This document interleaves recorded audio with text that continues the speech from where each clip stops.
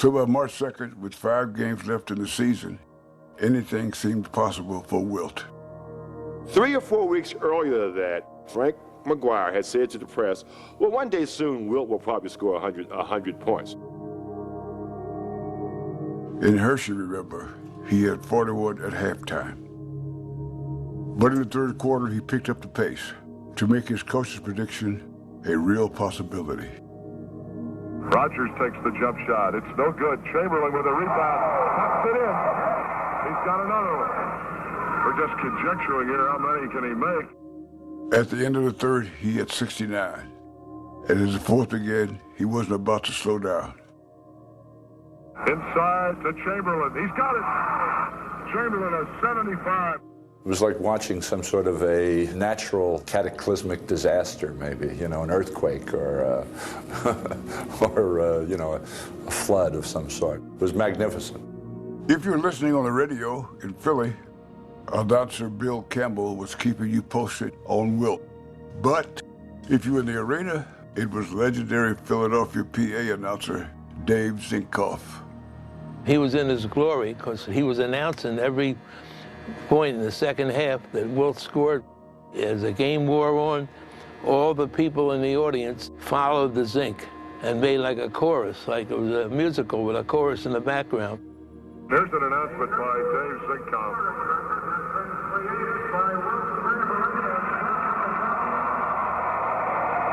On the PA, they're announcing the new record of 79, and during the announcement, Chamberlain goes right ahead through the announcement and makes a foul. He now has 81 points. Zinkoff is informing the Warriors. This is how much further you need to go to get to the top of Everest. History being written tonight in Hershey. The big man has broken the record and he's gone for more. You know what's in the fans' mind? They're thinking of the magic number, 100. I do remember Zinkoff calling out every basket. And that's 82. And that's 83. And now it's starting to plug in here. But think about this. It's plugging in with all the Warrior people. It's also plugging in with all the Knickerbocker people. They're hollering, give it to Wilt. New York's got 3 men in front of him. Boy, they're belting Wilt around, too. He's got it now, and he bangs it in. He has 90 points. 90 points. Everything now is intensified. It's the moment that, everyone is now clear what's at stake. And now the Knicks are playing to defend their good name, or what's left of their good name. Because if this happens, they know this much, that 50 years later, they're still going to be talking about this. Remember how earlier in the game, Richie Guerin joked that the big fella was going to go for 100. Now, it didn't seem so funny to old Richie. Richie Guerin is a tough character, and I have nothing but the highest respect for him, especially if he's waiting outside. As a U.S. Marine, he would take a step back from nobody, and he did not want to see Wilt score 100 points. Discussion now in the lane between Richie Guerin and Joe Rucklick. Guerin, who's really jabbering, they almost came to blows. The Knicks were 20 points behind during the last 3 or 4 minutes of the game, and they were freezing the ball. You don't see a team losing by 20 or 30 freezing the ball. The Knickerbockers just stalling for time, and they're booing the Knickerbockers. And while they were freezing it, we were fouling them so that we'd get the ball back.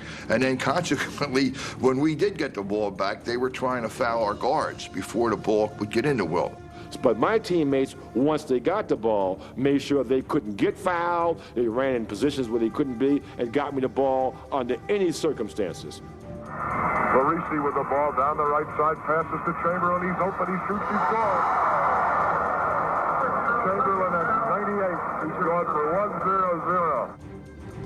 1-0-0. It was time for the last steps up the mountain. 1 minute and 1 second to play. He has 98 points. Rogers throws long to Chamberlain. He's got it. He's trying to get up. He shoots. No good. But the rebound, Luckenbill. Back to Chamberlain. He shoots up. No good. In and out. The rebound, Luckenbill. Back to Rucklick. Joe Rucklick was Wilt's backup, so he never played. But now he had the ball in his hands and a big decision to make. New York is everywhere. The time's running out, the fans are going nuts. Zink is probably yelling at me, Joe, get the ball to Wilt, with the mic off. But the guys collapsed all around him, and I'm wide open. I've got a shot that's 12 feet. I can get into the score column in this game with a little quick jump shot. But instead of the scoring column, Joe chose the history book. I stop dribbling and I hold the ball, and I see Wilt moving around, and he says, ooh, and he puts his hands like this. He bumps the guy off of his hip, and there he is. I threw in the ball, boom, the rest is history.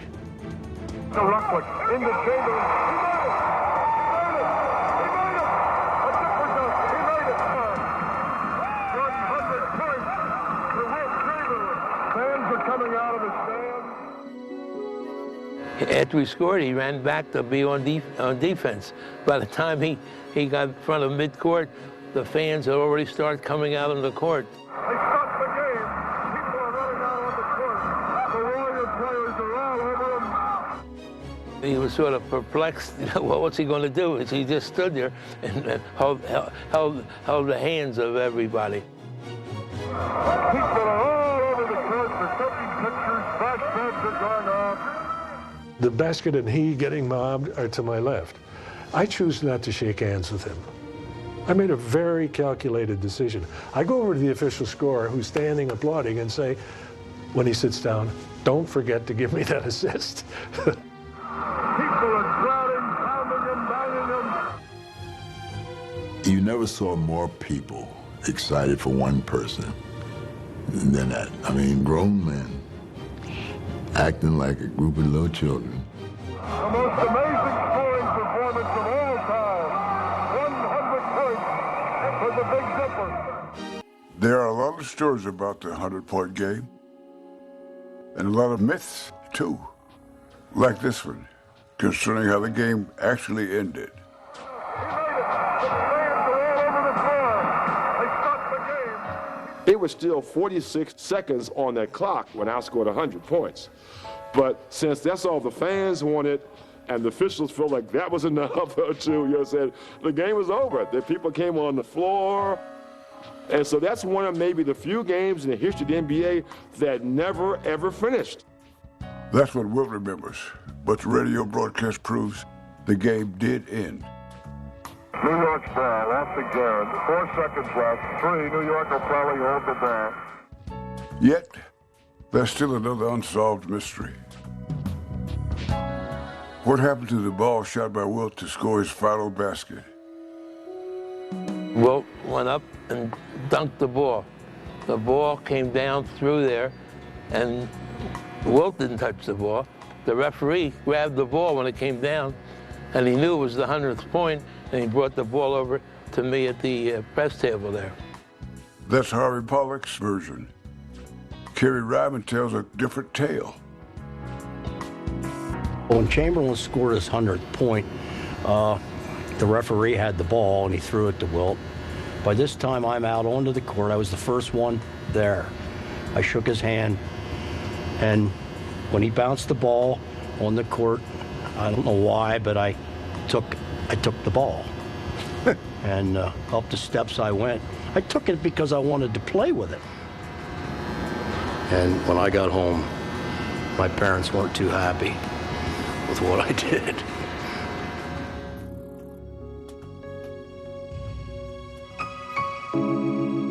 Eventually, the crowd of 4,000 left the Hershey Sports Arena, and Wilt went back to the locker room.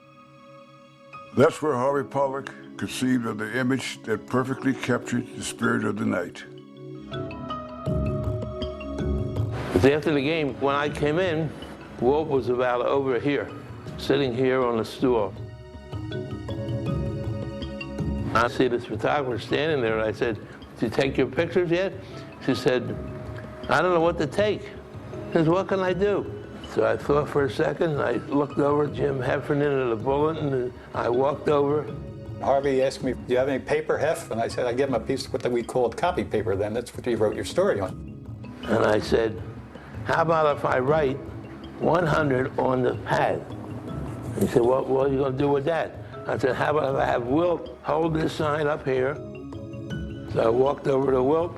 I said, Wilt, you see this sign? That indicates what you did here tonight. And the tower's going to take a picture of you. He says, hey, great idea.